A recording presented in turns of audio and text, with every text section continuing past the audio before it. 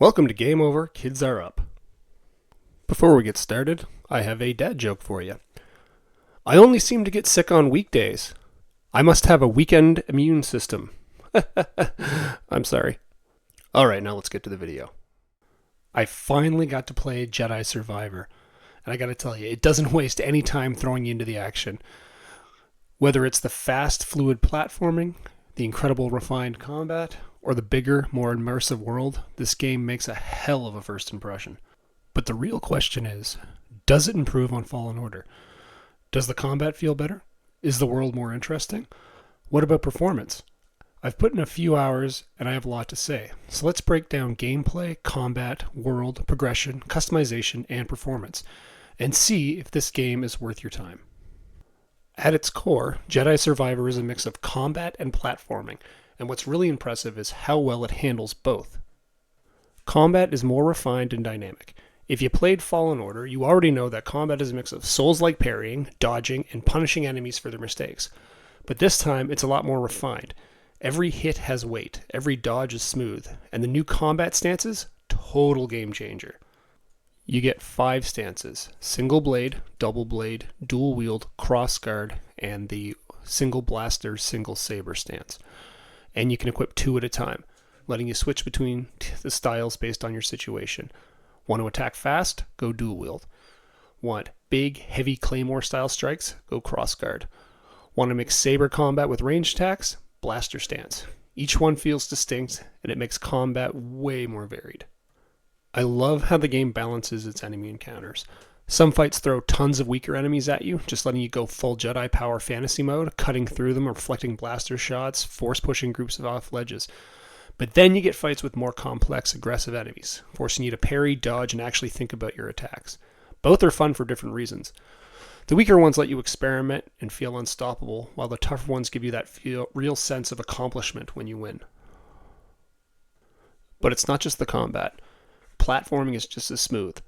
Wall running, double jumping, climbing, it all just feels natural. The level design keeps movement fast and rewarding, and it really nails the Metroidvania feel, where unlocking new abilities opens up new paths.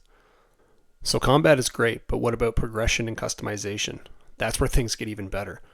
There's a new perk system where you can customize your playstyle. The game adds a new perk system, letting you equip perks that tweak your abilities. Some perks make you recover force energy faster, while others let you deflect blaster bolts more effectively.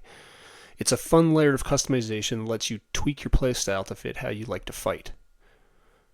On top of that, you can expand your health and force meter, which is huge for tougher fights.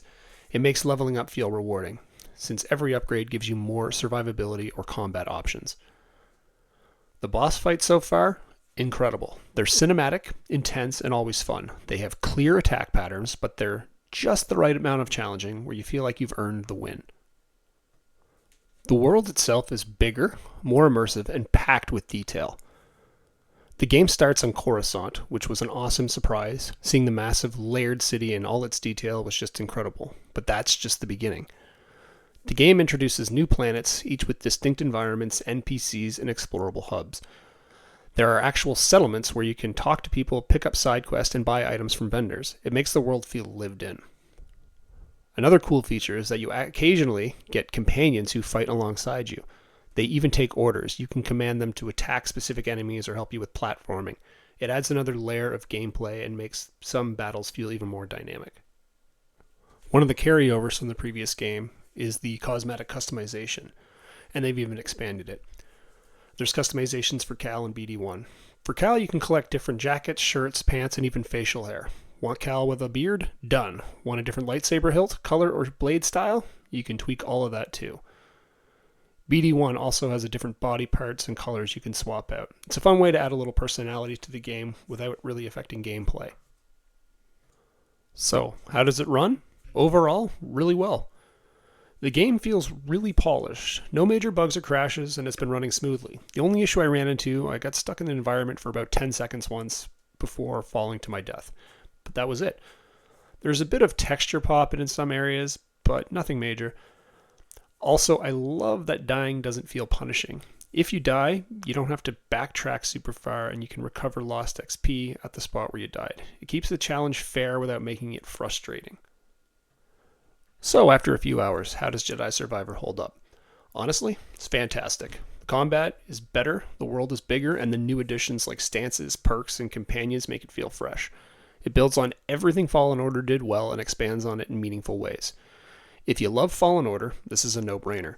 If you're new to this series, this is a great time to jump in, and if you were on the fence, I'd say it's worth it. I know I'm late to the party here, but these are just my thoughts. What do you think? Have you played Jedi Survivor? Are you going to wait for a really deep sale like I did? Let me know in the comments. And if you enjoyed this, don't forget to like, subscribe, and hit the bell so you don't miss out on more content. Thanks for watching, and I'll catch you in the next one. May the Force be with you.